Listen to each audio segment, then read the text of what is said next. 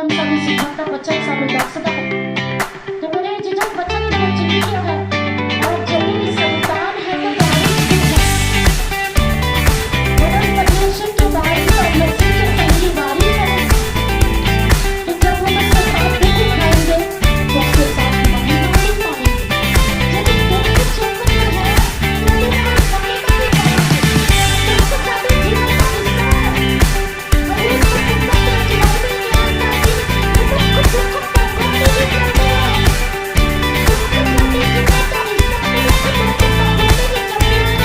अगर दुख के जीवन में दुख ना आवे तो परमेश्वर ਨੂੰ ਯਾਦ ਵੀ ਨਹੀਂ ਕਰਦਾ ਤੇ ਪਰਮੇਸ਼ਰ ਨੇ ਜਿਹੜਾ ਪਾਤਲਾ ਮੈਨੂੰ ਦਿੱਤਾ ਮੇਰੇ ਜੋ ਪਰਮੇਸ਼ਰ ਦਾ ਵਚਨ ਗਿਆਨ ਕਰਨ ਦਿਆ ਹੈ ਤੇ ਮੈਨੂੰ ਬੜੇ ਮੇਰੇ ਜੋ ਇੱਕ ਤਸੱਲੀ ਜੀ ਮਹਿਸੂਸ ਹੋਈ ਕਿ ਸਾਥੀਓ ਜਿਹੜੀ ਪਰਮੇਸ਼ਰ ਦੇ ਘਰ ਦੀ ਚੀਜ਼ ਹੈ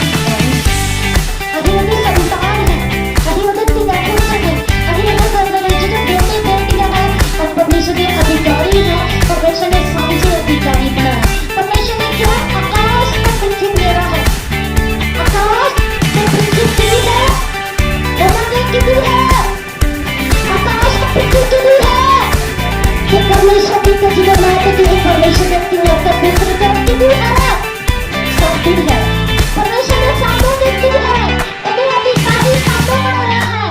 परमेश्वर ने मेरे जी को वचन दे द्वारा गल की कि आकाश पृथ्वी मेरी है और मेरे बेटे बेटियां की है मेरे वारिस है मेरे तिया के पुत्र है और मेरे जो दुख जरूर साडे जीवन च आउंदे हैं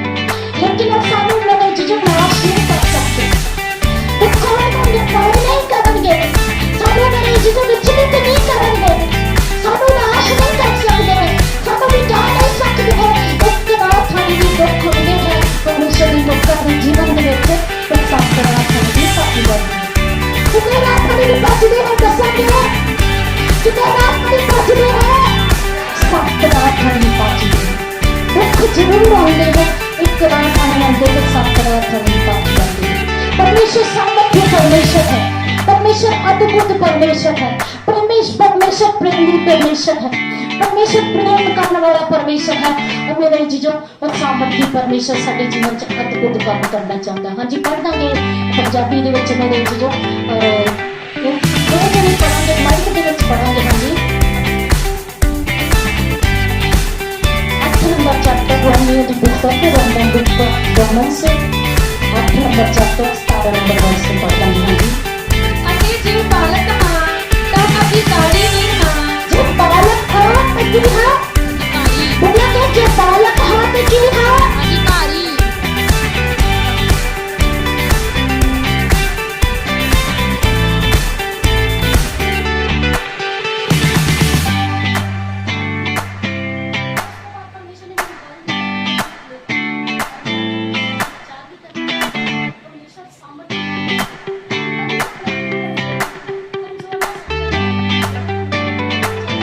सब कुछ ਕਰ ਸਕਦੇ कृपया चाहते हैं तो इसकी लिखिया बोला के सारी जगह लेकिन मेरे के पता कि जेना मैंने बाबी देता है ਸਭ ਕੁਝ ਕਰ ਸਕਦੇ जेना मैंने बाबी देता है ਸਭ ਕੁਝ ਕਰ ਸਕਦੇ ਉਹਦੇ ਵਿੱਚ ਅਸੀਂ ਸਭ ਕੁਝ ਕਰ ਸਕਦੇ ਪਰਮੇਸ਼ਰ ਦੇ ਕੋਲ ਅਸੀਂ ਆਪਣੇ ਆਪ ਦੇ ਪਰਮੇਸ਼ਰ ਨੂੰ ਆਪਣੇ ਆਪ ਸਰੈਂਡਰ ਕਰਦੇ ਹਾਂ ਪਰਮੇਸ਼ਰ ਨੂੰ ਕਰਦੇ ਉਹ ਕਰਨ ਦੇ ਹमें जो भी बालक है तभी ਅਧਿਕਾਰੀ अधिकारी भी यहाँ जी के कहीं बढ़ेंगे ਅਤੇ ਜੇ ਬਾਲਕ ਹਾਂ ਤਾਂ ਅਧਿਕਾਰੀ ਵੀ ਹਾਂ जो बालक है ते अधिकारी भी हाँ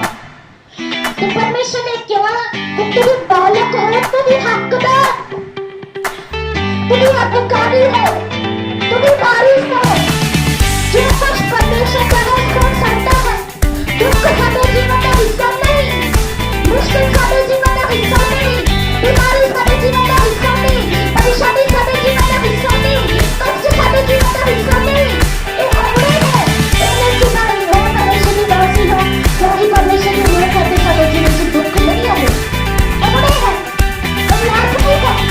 वचन ज्ञान बनते एक के नाम अनजान है तो सात रात हमें पास जाए और भी पुस्तक के ਵਿੱਚ ਬਾਈਬਲ ਬਿਆਨ ਕਰਦੀ ਹੈ ਕਿ ਮਨੁੱਖ ਦੁੱਖ ਭੋਗਣੇ ਹੀ ਜੰਮਿਆ ਹੈ ਤੇ ਚਾਹੇ ਬਾਲਕ ਹਾਂ परमेश्वर के तिमोर के पुत्र हाँ परमेश्वर के बच्चे हाँ और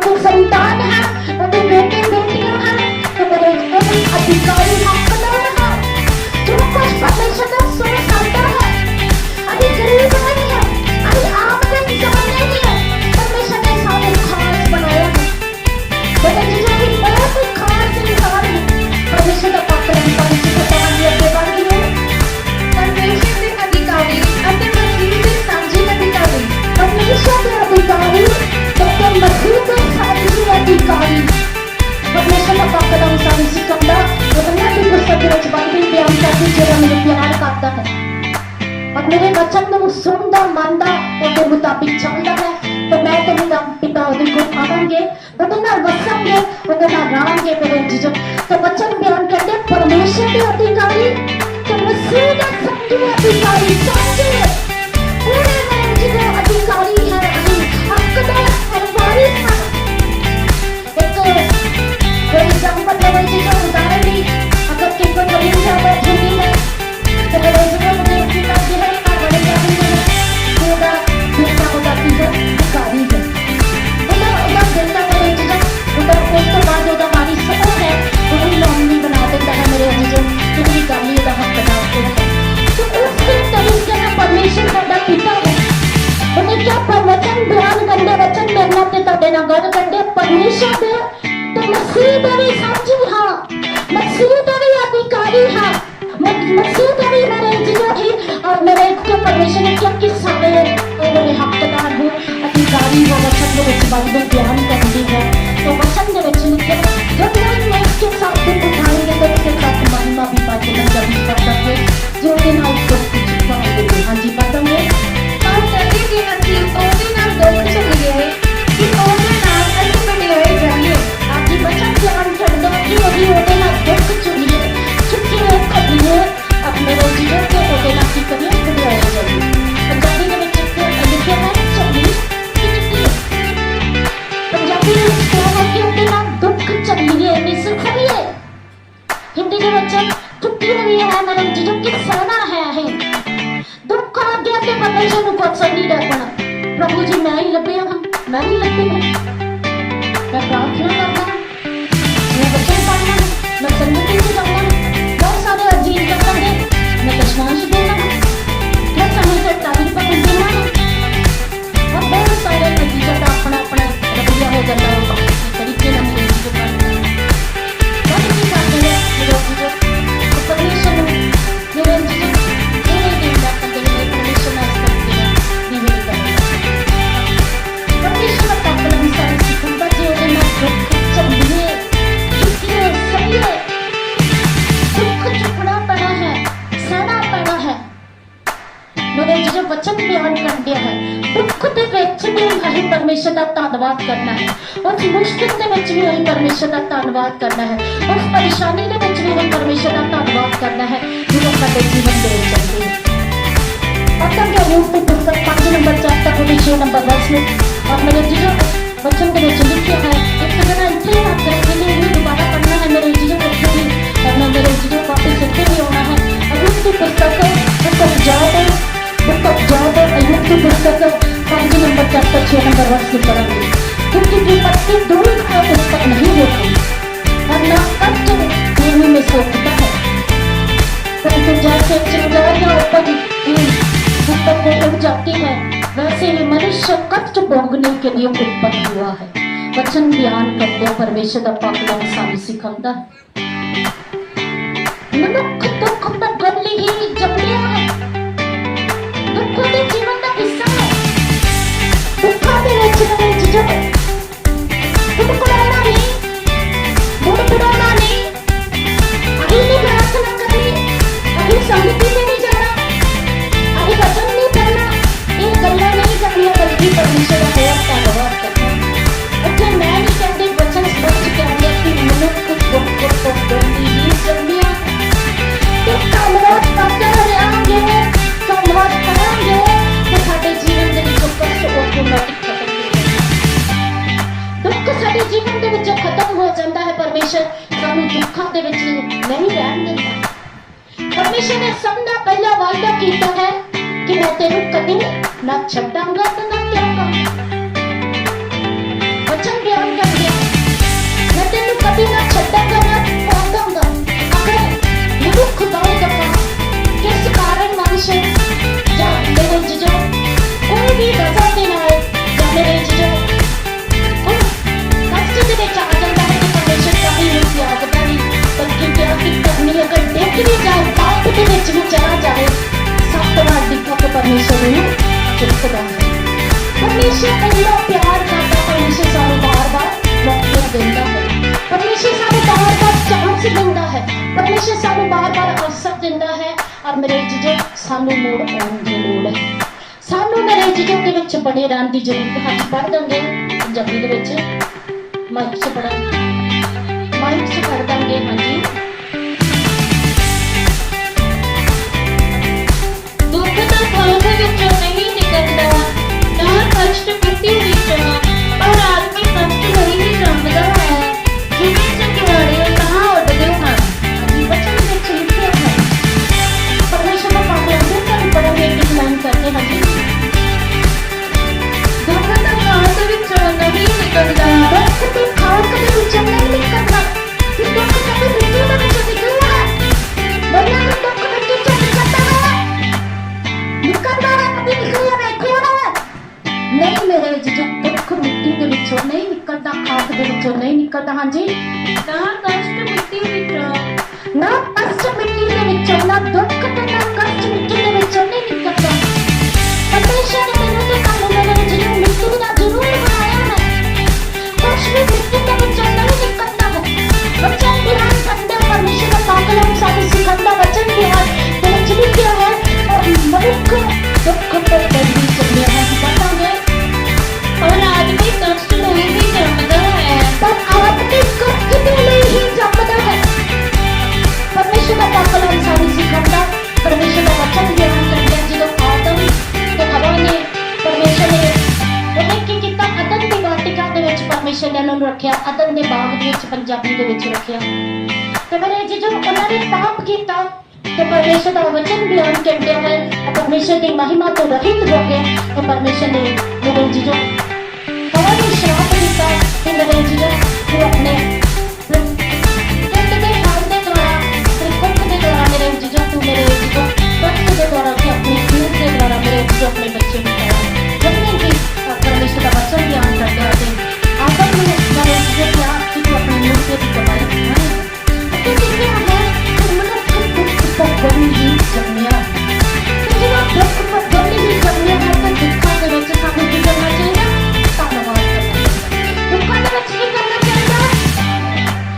ਜਿੱਦਾਂ ਬਿਜਲੀ ਸਮਝ ਆਪਣੇ ਭਰਾ ਦੀ ਚੱਟ ਮਰੀ ਦਿੰਦੇ ਨੇ। ਇਹ ਕੰਮ ਕਰਦਾ ਮੇਰੇ ਜੋ ਪਟਾਰੇ ਦੇ ਵਿੱਚ ਕਚਹਿਰੀ ਦੇ ਵਿੱਚ ਫਿਰ ਜੋਬ ਕਰਨ ਦੇ ਲਈ ਕੁਛ ਮਹੀਨੇ ਇਹਨਾਂ ਦੀ ਸੈਲਰੀ ਭਰਾ ਦੀ ਰੁਕ ਗਈ। ਰੁਕਣ ਤੋਂ ਬਾਅਦ ਮੇਰੇ ਜਦੋਂ ਬਹੁਤ ਸਾਰੇ ਅਲੱਗ-ਅਲੱਗ ਦਵਾਈ ਦਿੱਤੇ, ਅਲੱਗ-ਅਲੱਗ ਤਰੀਕੇ ਨਾਲ ਕਿਹਾ ਦਵਾਈ ਕਰਾਉਣ ਦਾ ਵੀ ਜ਼ਿਆਦਾ ਗੱਲਾਂ ਸੁਣਨ ਨਾਲ ਮੇਰੇ ਜਦੋਂ ਮਨ ਵਿੱਚ ਔਰ ਮੇਰੇ ਜਦੋਂ ਬਾਰ-ਬਾਰ ਸੁਣਨ ਤੋਂ ਬਾਅਦ ਜਦੋਂ ਗੱਲ ਲੱਗੇ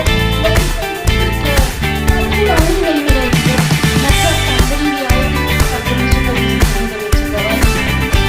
ਤੇ ਹੱਥੋਂ ਨੇ ਦਵਾਈ ਦਿੱਤੀ ਵੀ ਤੇ ਪਰਮੇਸ਼ਰ ਨੇ ਸਾਹਮਣੇ ਦਿੱਤੀ। ਔਰ ਬਾਅਦ ਜਦੋਂ ਉਹਨੇ ਚੈੱਕ ਕਰਾਇਆ, ਚੈੱਕ ਕੀਤੀ ਮੇਰੇ ਜਦੋਂ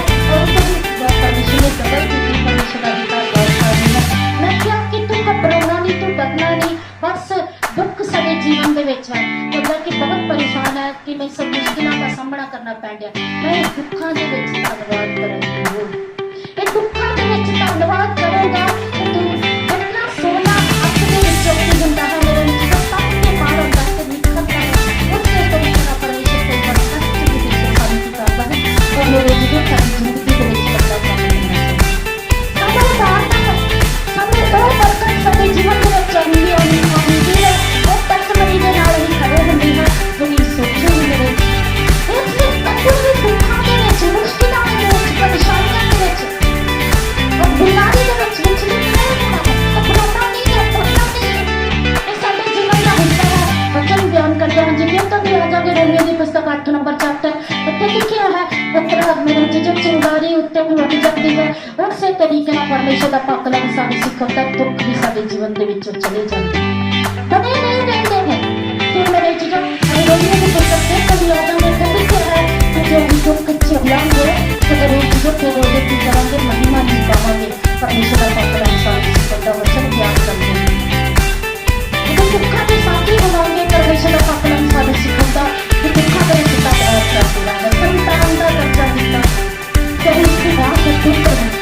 ਪਰਸਾਦ ਮਨ ਕਰਨ ਦੀ ਗਵਾਹੀ ਦਿੰਦਾ ਹੈ। ਕੌਣ ਗਵਾਹੀ ਦਿੰਦਾ ਬੋਲਾਂਗੇ? ਕੌਣ ਦਿੰਦਾ ਇਸ ਗੱਲ ਦੀ ਗਵਾਹੀ? ਜੋ ਕਿ ਮਨ ਦੇ ਹਾਲੇਲੂਇਆ ਸੁਣਦੇ ਨੇ ਹਾਲੇਲੂਇਆ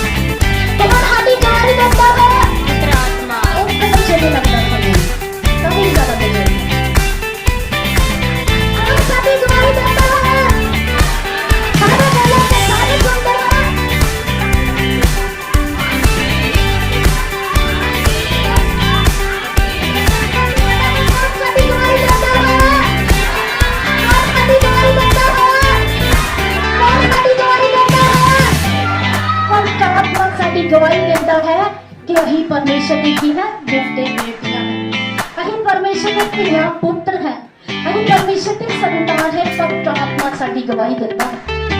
ਮੇਰੇ ਜੋ ਪਰਮੇਸ਼ਰ ਦਾ ਪਾਪ ਨਾਮ ਸਾਰੇ ਸਿਖਾਉਂਦਾ ਬਚਨ ਦੇ ਵਿੱਚ ਵਾਰਿਸ ਹੈ ਉੱਥੇ ਬਚਨ ਦੇ ਵਿੱਚ ਪਰਮੇਸ਼ਰ ਦਾ ਪਾਪ ਨਾਮ ਸਾਰੇ ਸਿਖਾਉਂਦਾ ਕਿ ਜੋ ਕੁਝ ਪਰਮੇਸ਼ਰ ਦਾ ਹੈ जितनी संपत्ति तन दौलत जितना कुछ परमेश्वर का है वो मेरे जीवन की है अगर उत्तरदायी है वो वारिस है वो तो हकदार है परमेश्वर का पापला भी सारे सिकंदा परमेश्वर का वचन ज्ञान करके परमेश्वर ने वायदा किया है जिसे कभी करता है मेरे जीवन पंजाबी में होते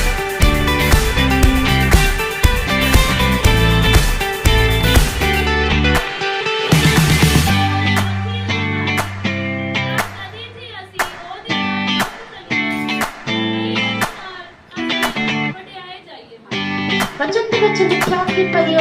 ਉਹਦੇ ਨਾਲ ਦੁੱਖ ਝੱਲੀਏ ਤੇ ਉਹਦੇ ਨਾਲ ਵਡਿਆਈ ਜਾਏ ਵਚਨ ਬਿਆਨ ਕਰਦਾ ਪਰਮੇਸ਼ਰ ਦਾ ਪਾਪਲਾ ਕਰ ਸਿੱਖਣਾ ਜਦੋਂ ਜਿਜੋ ਤੇ ਪਰਮੇਸ਼ਰ ਦੇ ਵਚਨ ਦੇ ਵਿੱਚ ਲਿਖਿਆ ਹੈ ਕਿ ਮੇਰੇ ਜਿਜੋ ਕਿ ਉਹਦੇ ਨਾਲ ਦੁੱਖ ਝੱਲੀਏ ਤੇ ਦੁੱਖਾਂ ਦੇ ਵਿੱਚ ਕਪੜਵਾਰੀ ਕਰਨਾ ਨੇ ਬੱਚਿਆਂ ਦਾ ਧੰਨਵਾਦ ਕਰਨਾ ਅਸੀਂ ਪਰਮੇਸ਼ਰ ਦੀ ਸੰਤਾਨ ਹੈ ਤੇ ਉਹਦੇ ਵਾਰਿਸ ਹੈ वचन के वचन लिखे हैं कि परमेश्वर साथी की है विरासत परमेश्वर साथी की है बोला कि परमेश्वर साथी की है सारे बोला कि परमेश्वर साथी की है विरासत का मतलब है जो सारी जायदाद सब कुछ विरासत हिंदी ਦੇ ਵਿੱਚ ਕਿਹਾ ਹੈ